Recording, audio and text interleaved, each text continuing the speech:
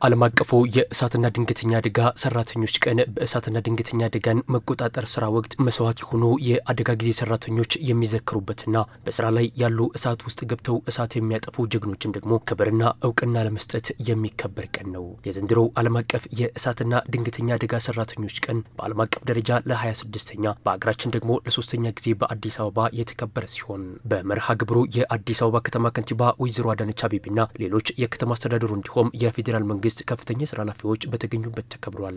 በዚህ ወቅት መልእክት ያስተላለፉት የአዲስ አበባ ከተማ ከንቲባ ወይዘሮ አዳነች አቤቤ የእሳት አደጋ መከላከል ሰብአዊነት የተሞላበትና እሳት ውስጥ በመግባት እሳት በማጥፋት ህይወት የሚታደግበት እንዲሁም ንብረት ለማትረፍ የሚሰራ በጎ ስራ ነው ብለዋል። የእናንተ አገልግሎት እጅግ የላቀ ነው። አገልግሎታችሁን የላቀ የሚያደርገው ሰብአዊነት የተሞላበት በመሆኑ ምክንያት ነው። እሳት ውስጥ ገብታችሁ እሳት የምታጠፉ ብዙዎች እሳት አደጋም ሆነ ሌሎች ድንገተኛ አደጋዎች ሲከሰቱ ከአደጋው ለማምለጥ ሲሸሹ ለማምለጥም ጥረት ሲያደርጉ እናንተ ግን ወደ አደጋው ገብታችሁ ህይወት የምትታደጉ ንብረት የምትታደጉ ታላቅ ጀግኖች ናችሁ። በእንም በዓል ዛሬ ስናከብር በዋናነትም ለአገልግሎታችሁ ያለንን አክብሮትና በዚሁም ምስጋና ለማቅረብ ነውና እጅግ አርገን እናመሰግናችኋለን። የእሳትና ድንገተኛ አደጋ መከላከል ጉዳይ በከፍተኛ ትኩረት ካልተደገፈ ውጤታማ መሆን እንደማይቻል የጠቆሙት ከንቲባ አዳነች ይህንን መሰረት በማድረግ የእሳትና ድንገተኛ አደጋ ስጋት ስራ አመራር ኮሚሽን በቴክኖሎጂ እንዲደራጅ የሪፎርም ስራ ሲሰራ መቆየቱን ገልጸዋል። ተቋሙ የበለጠ በቴክኖሎጂ እንዲደራጅ የመደገፍና የመከታተል ስራ ተጠናክሮ እንደሚቀጥልም አስታውቀዋል። የእሳትና ድንገተኛ አደጋን መከላከል ጉዳይ በብዙ ጥረት ተደግፎ ስራው ውጤታማ እንዲሆን ካልተደረገ በስተቀር ሁሉ ጊዜ እናንተ እሳት ውስጥ ገብታችሁ በመትሰሩት ስራ መሰረታዊ ለውጥ ማምጣት አይቻልም። ይህንን ታሳቢ በማድረግ በዋናነት የእሳትና ድንገተኛ አደጋ መከላከል ኮሚሽን በሰው ኃይል በሎጂስቲክ ዘመናዊ ቴክኖሎጂን ታሳቢ ባደረገ የአገልግሎት አሰጣጥ ስርዓት በደንብ ተደርጎ እንዲደራጅ የማድረግ የሪፎርም ስራ ስንሰራ ቆይተናል። ተቋሙን አቅም ከዚህ በላይ ይጎለብት ዘንድ ወደፊትም ጠንካራ የሆኑ የሎጂስቲክ እና የቴክኖሎጂ ውጤቶችን መጠቀም እንዲችል ጥረታችን የሚቀጥል ይሆናል።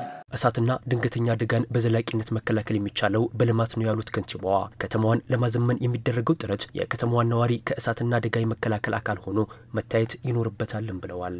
እሳትና ድንገተኛ አደጋን በዋናነት የምንከላከለው ግን በልማት ነው። ከተማችን አዲስ አበባ እየዘመነች እየለማች ነው። ብዙዎች ይሄ ልማት ትርጉሙ ምን እንደሆነ ይገባቸዋል። ጥቂቶች በአግባቡ አልተረዱት ሊሆን ይችላል። እንዲሁ ከተማዋን የማሳመር ጉዳይ ብቻ አይደለም።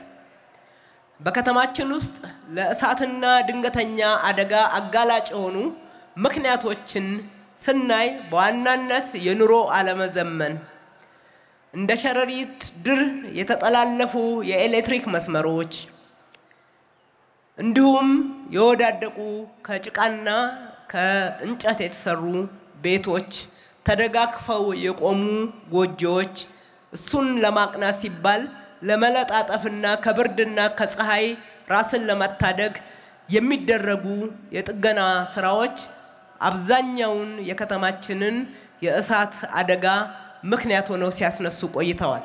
ከተማችንን ለማዘመን ለመለወጥ የምናደርገው ጥረት ህዝባችን ከእሳትና ከድንገተኛ አደጋ የመከላከል አካል ሆኖ መታየት ይኖርበታል።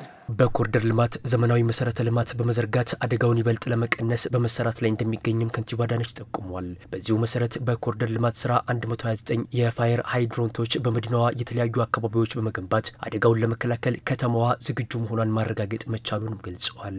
የኮሪደር ልማትን በከተማችን ላይ ስንሰራ እንደምታውቁት ዘመናዊ የሆነ ዓለም አቀፍ ደረጃውን የጠበቀ ፋየር ሃይድራንት እንዲኖረን አድርገናል።